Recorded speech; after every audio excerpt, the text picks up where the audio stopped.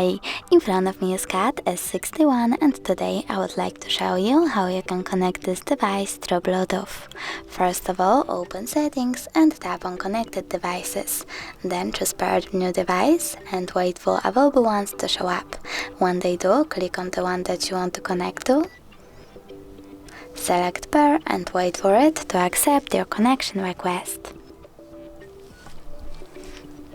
As you can see, my devices were successfully connected, but if you want to forget this connection, you can always tap on Connected Device and choose Forget, then tap on Forget Device.